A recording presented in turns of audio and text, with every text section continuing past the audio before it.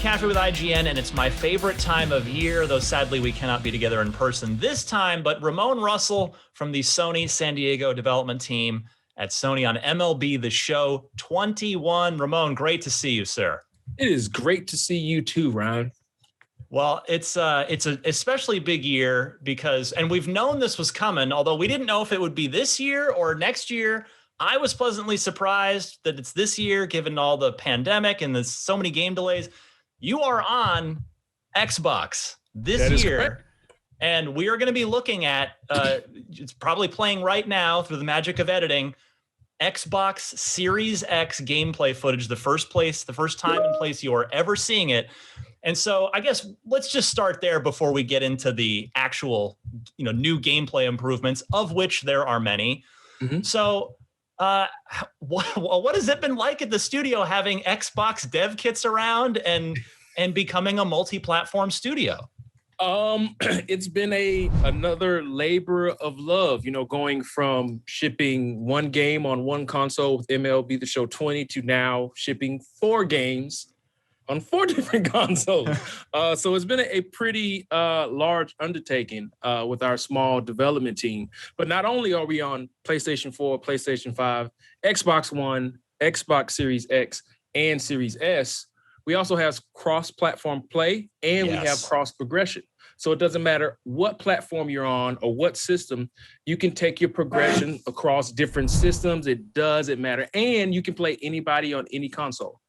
Oh, see that. And that I'm glad you went right to that, because that's certainly been a big question on everybody's minds is, am I going to get to play with my Xbox friends, with my PlayStation friends? I mean, that is just fantastic. And I'm so thrilled. So let's talk next gen specifically, because again, the viewers are currently watching footage that I've seen bits and pieces of. Your animation, the animation in your game has always been top shelf, but it's crazy this year. What your animation team, they have been going wild on next gen. Yeah, I mean, I think our focus as a development team doesn't ever change. Like, I think that's why we've enjoyed the mild success we've enjoyed, over the past 15 plus years. It's the same thing every day. Gameplay. How do we improve? How do we improve the core modes? And how do we give users new things? So we have over 1,000 new gameplay animations this year. We have hundreds of new batting stances and pitching motion. And we have hundreds of more player presentation animations where the players need to look like they do in real life. So every single year, our animation team goes above and beyond. And on next gen, it's 60 frames per second. If you're on a PlayStation 5, we have dual sit support. We have 3D audio support. So we're really happy to be bringing the game to next-gen consoles. What else? I mean, kind of, because you guys have this is not your first rodeo. You went from PS3 to PS4, PS2 to PS3. What has that transition been like for the team this year? And obviously, it's certainly still ongoing. You always make improvements every year, and you'll get even more out of the PS5 and Series X next year, I'm sure. But how has that, just all that extra overhead been to play with for you guys this year?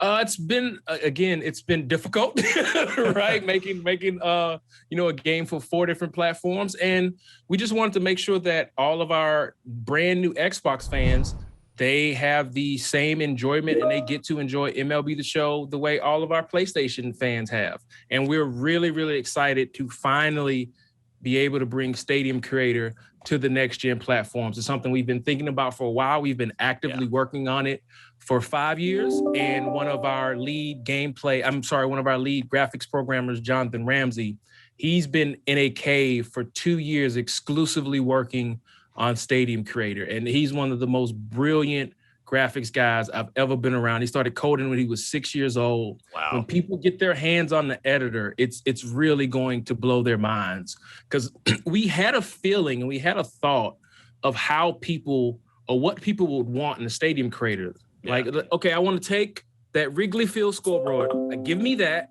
so I can put it somewhere else. And I want the stands from Boston on the right side of the field, but I want the stands from Petco on the left side of the field and stuff like that. Yeah. So what Jonathan Ramsey did was he looked at all of our current stadiums which are one piece. It's one piece of art. Right. And it takes about 3+ months for one stadium artist to create a stadium. And he broke the stadium down into blocks, basically, that connect and you can take off. And so we have over 1,000 different pieces that you can use in Stadium Creator to move. And the feature set and the AI in Stadium Creator is very intelligent. If you're doing stands and you have a stand here and you grab another stand, the game knows that these are stands. Yeah. And it'll say, I think you want to put this here. And it will slowly pull the stand there and try to snap it in place, which is great. So it's basically like you guys had to take what was effectively like a Lego sculpture that was made of one giant Lego piece and break it into thousands of little pieces so that you could then go and rebuild it yourself however you want. That's, I mean, and some of the footage I saw cornfields, I saw like floating futuristic sci-fi stuff in the sky.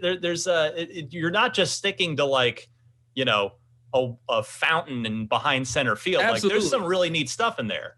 Yeah, we have stadium kits, and these kits range from realistic to maybe a little bit of fantasy and futuristic. Because, okay, if I want to make a stadium, you know, I want to put a big UFO in the parking lot, right? Like that, like, or I want a futuristic 300-story building on the left side. And so there are so many different stadium props that you have, so many different backdrops and trees. I mean, the props just run the gamut. And then we give you a lot of control over the outfield wall. You can customize and design that thing to your heart's content. Yeah. You can change the wall padding. You can change the wall colors. You can have the left field foul pole be at one depth, the right field foul pole be at another depth, and you can do all this crazy stuff in between. We just wanted to make sure we gave people a robust, crazy feature set with Stadium Creator, and we believe we've done that. And that is a next-gen feature specifically, is that correct? Yes, next-gen only possible on next-gen consoles. So the next thing I want to talk to you about is for me, as somebody, as a hardcore baseball fan that's been playing the show for many years, the thing that jumped out the most to me of the new features that I was briefed on ahead of time, pinpoint pitching. This looks like about as deep and hardcore as you can possibly get for those of you that like me that are interested in that. Can you talk a little bit about that? Yeah. So pinpoint pitching was two things. We always try to listen to our fans, and they were like, I can't be as accurate as I want to be with the pitcher. And then we looked at all the pitching methods. We worked on all of them, and we said, okay, we're missing something. If you want something that's super accurate, then it needs to have the depth and complexity so that it balances out. Because if it's too easy, then you have a broken mechanic where everybody's dotting and you're pitching, you know, like a Hall of Famer with every single pitcher. So how do we make sure we have that depth? And that's where pinpoint pitching comes in. And when Kyle Saul, the gameplay producer and the programmer, Brian Ma, designed pinpoint pitching, we wanted to give users a way to, if you're dealing, you can dot your pitches. Yeah. If you're feeling it, you can dot it. But it's also hard. Like the fastball gesture is just up and down. But the added complexity comes in when every single pitching method or motion is different with the speed, right? So if you're going from Trevor Bauer to a Clayton Kershaw, Kershaw has a long windup. So his timing on that gesture is a lot longer than somebody with a shorter windup. And also, the slider has a different gesture. The curveball has a different gesture. The splitter has a different gesture.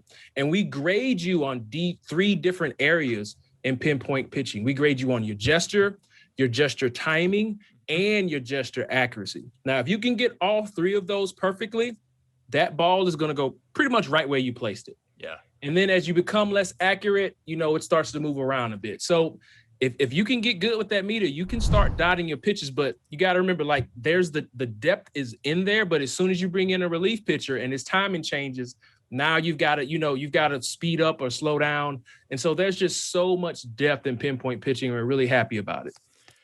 Now, for Xbox players that are going to be new to MLB The Show that have not played it before, you have a new kind of, I guess if onboarding is the right way to say it, is you prompt, you know, you can choose you can tailor everything, but there's a casual option, simulation option, and a competitive option.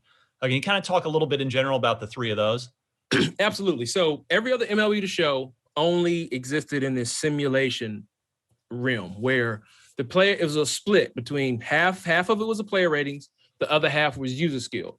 And so with new users coming over from Xbox, and we have new users play the game every day, we wanted to make sure that we had a way for people to learn how to play the game, learn its mechanics without the computer trying to kick your teeth in.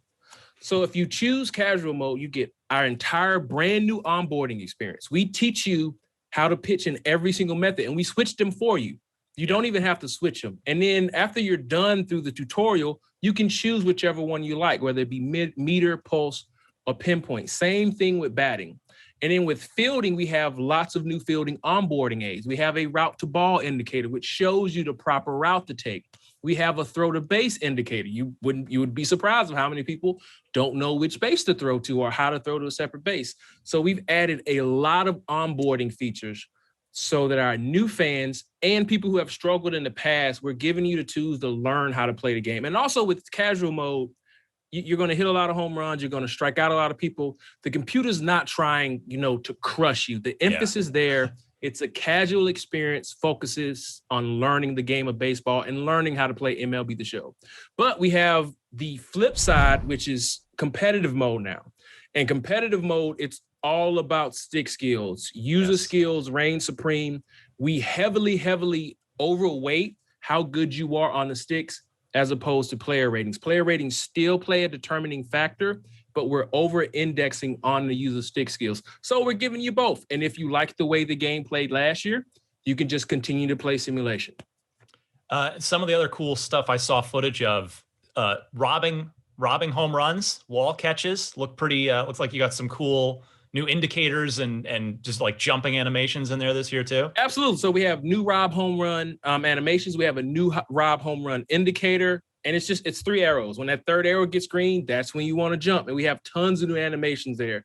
And again, all these new indicators is to give you the information that the user needs to try to succeed at the game the best that they can. And I guess the other thing that should be made clear to new Xbox players too, we're talking about the pinpoint pitching and these 3 modes, but you guys it's effectively 15 years worth of baseball game development. Because how many different batting, hitting interfaces, how many different pitching interfaces are there? Because they're all still there. Yeah, absolutely. Yeah. You've got classic pitching, meter pitching, analog pitching. Now you have pinpoint pitching. You have zone hitting, and you have timing hitting, and you have directional. So there's a lot of different ways to play the game. Even in fielding, you have buttons where you just press a button and he throws to the base. We have a throw accuracy meter where we're putting in your hands. And if you don't want any of that, you can just turn on auto fielding and let the computer do it for yourself, where the game plays out 100% based off of the player ratings. So again, we're always trying to give users different ways and choices on how to play the game. And then the last thing I wanted to have you bring up is just game modes. I mean, you guys have that push and pull every year. It's a year development cycle, technically a little less when you factor in all the other little things that have to go on. Some years, this year you've got the challenge of moving to all these new platforms, but it's all the same game modes, right? Diamond Dynasty, all the usual good stuff still there this year? Absolutely, yeah. Brilliant. And everybody should be checking in fact, you can watch our videos from you and I from last year to see, to see some of those cool new modes that have been coming in over the last few years. We've worked on all those modes. Road to the Show has changed a lot. It's now ball player. March to October, we've changed March to October. We've changed franchise mode. We've changed just the gameplay on the field. Diamond Dynasty, we worked a lot on streamlining the Diamond Dynasty experience. So every single mode in the game receives some developmental love. Brilliant. Well, Ramone Russell, MLB The Show 21 on both PlayStation and Xbox platforms this year. And you are April 20th or 21st? That is correct. April 20th. Can't wait. This is a big year for Xbox fans, big year, and for PlayStation fans too, because you're coming to PS5. So just a huge year for MLB The Show. Can't wait to play it. Ramone Russell, gameplay designer at Sony San Diego. Thank you so much. Thank you so much for having me, Ron. It's good to see you.